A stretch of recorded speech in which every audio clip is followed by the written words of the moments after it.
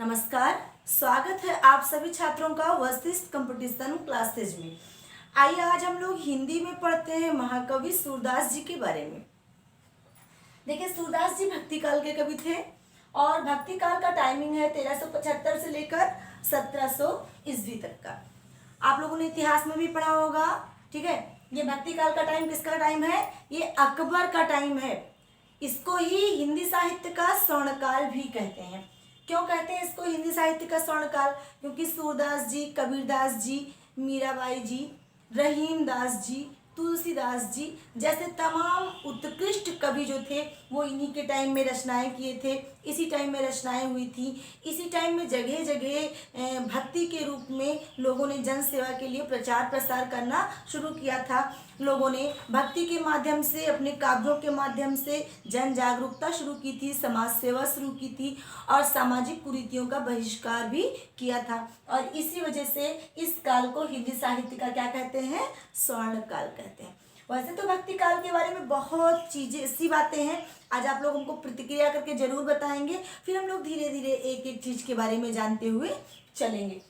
देखिए, ऐसा भक्ति काल को सबसे पहले बांटा गया दो भागों में, निर्गुण भक्ति और सगुण भक्ति। निर्गुण भक्ति किसे कहते हैं? भक्ति का वह स्वरूप जिसमें निराकार भगवान जी की पूजा होती है, यानी भगवान का कोई रूप नहीं, कोई। निर्गुण कवि क्या कहते थे कि भगवान जी का कोई रूप नहीं है, कोई रंग नहीं है, कोई प्रकार नहीं है, किसी के पुत्र नहीं है। यानी जो ब्रह्मा का स्वरूप है, जो स्वयं का स्वरूप है, प्रकृति का स्वरूप है, वो ही क्या है? भक्ति का आधार। और इस प्रकार की भक्ति के को मानने वालों को हम लोग क्या कहते थे? निर्गुण भक्ति के कवि, निर्गुण भक्ति कविधारा। तो इसके कवि दो भागों में बट गए थे। कौन कौन से? एक ज्ञानाश्रयी थे और दूसरा प्रेमाश्रयी थे। ज्ञानाश्रयी में बहुत सारे कवि थे, लेकिन उसमें सबसे प्रमुख कवि कौन थे? कबीरदास जी। कबीरदास जी क्यों थे? कबीरदास जी बहुत बड़े समाज सुधारक थे और पढ़े लिखे ना होने के बावजूद भी इन्होंने अपने दोहों से, अपने रचनाओं से, हालांकि ये खुद रचना नहीं करते थे, ध्यान देंगे आप लोग, क्यों? क्योंकि ये पढ़े लिखे थे ही नहीं। इनका एक शिष्य था जो इनकी रचनाओं को साखी, सबद और रमैनी के रूप में अक्षरबद्ध किया हुआ था। कबीरदास जी ने अपने काव्यों के माध्यम से समाज में बहुत ज़्यादा जागरूकता फैलाई और अंधविश्वासों को दूर करने का प्रयास भी किया। हालांकि हम सूरदास की बात कर रहे हैं, लेकिन ध्यान दीजिएगा कबीरदास जी ने किस तरीके से जागरूकता फैलाई। आप जैसे ही कुरीति मुंडन होता है ना, तो इन्होंने क्या कहा कि मूड़ मुड़ाए हरि मिले तो मैं भी लियूं मुड़ाए, बार बार के मुड़न ते भेड़ न बैकुंठ जाए। क्या कहा इन्होंने कि अगर मुंडन करवाने से भगवान जी मिल जाए तो बार बार मुड़वाना चाहिए, और तब तो भगवान जी को, कब का भेड़ को भगवान जी मिल जाना चाहिए, क्योंकि उसका बेचारे का तो बार बार मुंडन ही होता रहता है। इसी तरह मुस्लिमों पर भी इन्होंने बहुत जोरदार प्रभाव जो है विरोध किया। और कैसे बताया उन लोगों को कि काकर पाथर जोड़ के मस्जिद लई बनाए, ता चढ़ मुल्ला बांग दे का बहरा हुआ खुदा है। कह रहे हैं चिल्लाते हो तेज तेज से मस्जिद में जाके, भगवान जी इससे थोड़ी मिलेंगे, बहरे थोड़ी हैं। मतलब सब मिला के हिंदू मुस्लिम हर धर्म के आडंबरों का इन्होंने खुल के अपनी बातों से विरोध किया। और सबसे खास बात ये रही कि हिंदू और मुस्लिम दोनों ही कौम के लोग इनके प्रबल समर्थक रहे हैं। प्रेमाश्रयी का शाखा में सबसे प्रमुख कवि कौन है? जायसी। जायसी एक सूफी कवि थे जो अपने काव्यों के माध्यम से भगवान को अपनी प्रेमिका के रूप में मानते हुए इन्होंने पद्मावत नामक महाकाव्य की रचना की, जिसको अब तक की अवधि का सबसे बड़ा महाकाव्य माना जाता है। ठीक है। अच्छा, सगुण भक्ति की बात आई तो दो भागों में बट गया, राम भक्ति और कृष्ण भक्ति। मतलब अभी लोग क्या कहते थे? आकार वाले ब्रह्मा की पूजा करते थे, भगवान जिनका आकार है, जिनका स्वरूप है, जिनके माता पिता हैं।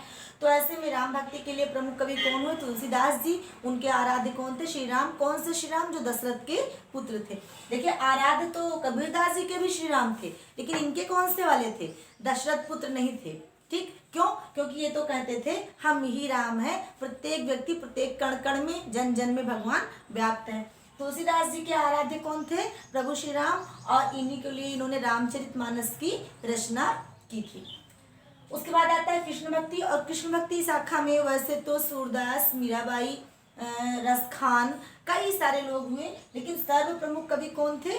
सूरदास जी थे। अच्छा, सूरदास जी जो थे, पहली बात तो ये जन्मांध थे। कुछ लोग कहते हैं ना कि सूरदास जी कैसे थे? जन्मांध थे, ठीक है। और कुछ लोग कहते हैं कि बाद में ये अंधे हो गए हैं। वैसे इनका जो जन्म हुआ था वो रुनकता नामक ग्राम में हुआ था। किस समय? सन 1483 ईस्वी में। तो 1483 में इनका जन्म मथुरा के रुनकता नामक ग्राम में हुआ था। अच्छा, वहाँ ये करते क्या थे? गोवर्धन पर्वत पर घूम घूम के गाया बजाया करते थे। इनकी आवाज बहुत मधुर थी, ठीक है। तो ऐसे में एक दिन कौन मिल गया इनको? वल्लभाचार्य जी। और वल्लभाचार्य जी ने इनको वहां से बुला लिया और अपने पर्वत के नीचे, गोवर्धन पर्वत के नीचे विट्ठलनाथ जी का मंदिर था और वहां पर इनको ले गए और थोड़ी बहुत शिक्षा दी, थोड़ा बहुत सिखाया इनको श्री कृष्ण के बारे में, साहित्य के बारे में। और इस तरीके से ये वहीं वल्लभाचार्य जी के मंदिर में रह करके और भजन कीर्तन करने लग गए। बहुत बार पूछा जाता है सूरदास जी के गुरु का नाम क्या था, और कंफ्यूजन ये होती है कि कुछ लोग वल्लभाचार्य बताते हैं, कुछ लोग विट्ठलनाथ बताते हैं, ठीक है। तो सूरदास जी के गुरु का नाम क्या था? वल्लभाचार्य नाम था, विट्ठलनाथ नहीं। विट्ठलनाथ कौन थे? विट्ठलनाथ वल्लभाचार्य जी के बेटे थे, जिन्होंने अष्टछाप की स्थापना की थी। अष्टछाप क्या है जानते हैं ना?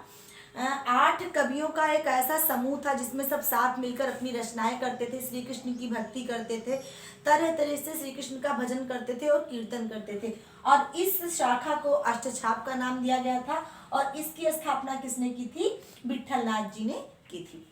अब विट्ठलनाथ जी ने अष्टछाप की स्थापना की तो अष्टछाप में 8 कवि थे। कभी कभी आता है पेपर में निम्नलिखित में से कौन सा अष्टछाप का कवि है या निम्नलिखित में से कौन सा अष्टछाप का कवि नहीं है। या आ जाता है कभी कभी कि अष्टछाप के प्रमुख गुरु शिष्यों के बारे में बताइए, या कभी कभी आ जाता है कौन शिष्य है और कौन गुरु है। तो सभी क्वेश्चन के आंसर हमको यही मिल जाएंगे। अष्टछाप की स्थापना किसने की? विट्ठलनाथ जी ने की। अष्टछाप के सर्व प्रमुख कवि कौन थे? सूरदास जी थे। और सूरदास जी के गुरु जी का क्या नाम था? वल्लभाचार्य जी था। उसके बाद कुम्भन दास जी थे, और कुम्भन दास जी के शिष्य कौन थे? गुरु कौन थे? गोविंद दास जी थे। उसके बाद सूरदास को तो आप जानते ही हैं। नंद दास भी अष्टछाप के एक कवि थे। परीक्षित स्वामी थे, इनके गुरु का नाम क्या था? परमानंद दास जी था। कृष्णदास के स्वामी का गुरु का नाम चतुर्भुज दास था। इसलिए इस तरह इन 8 कवियों ने एक साथ मिलकर श्री कृष्ण की भक्ति की, श्री कृष्ण से संबंधित रचनाएं भी की।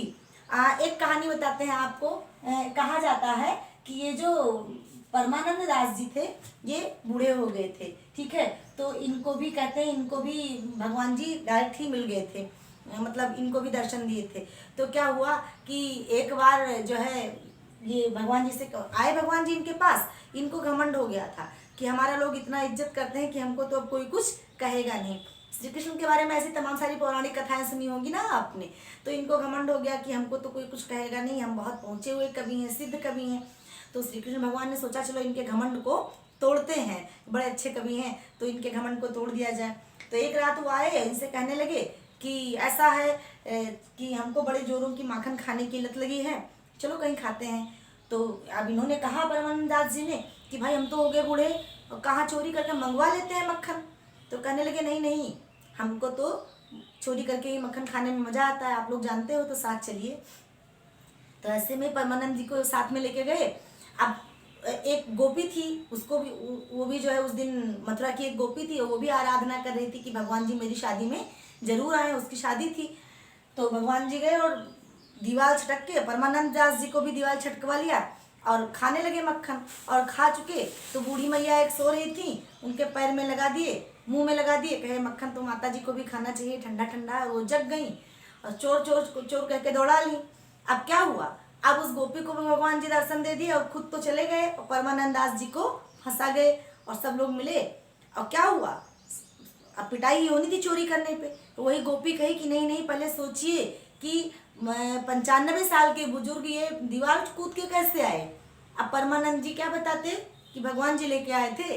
तो इस तरीके से तमाम सारी कथाएं प्रचलित हैं श्री कृष्ण कथाओं में, ठीक है। और श्री कृष्ण भक्ति में इन लोगों ने रचनाएं की, और रचनाओं के साथ साथ तमाम सारी पौराणिक कथाएं भी इन लोगों ने रची। श्री कृष्ण जी के बचपन का वात्सल्य रूप का सबसे बड़ा वर्णन और वात्सल्य के कवि भी कहे जाते हैं कौन? कवि सूरदास जी। अगर कभी पेपर में आ जाए कि वात्सल्य का कवि किसे कहते हैं, तो सूरदास जी को क्या कहते हैं? वात्सल्य का कवि भी कहते हैं। और साथ साथ सूरदास जी ने सबसे ज्यादा श्री कृष्ण के बाल रूप की रचनाएं की हैं। ठीक, तो आज आप लोग इसको पढ़िए, देखिए कैसा लग रहा है, जरूर बताइए। और आगे भी हम लोग रोज ही कुछ ना कुछ नया सीखते रहेंगे। चैनल को लाइक और सब्सक्राइब जरूर कीजिए, साथ साथ कमेंट भी जरूर कीजिएगा। धन्यवाद।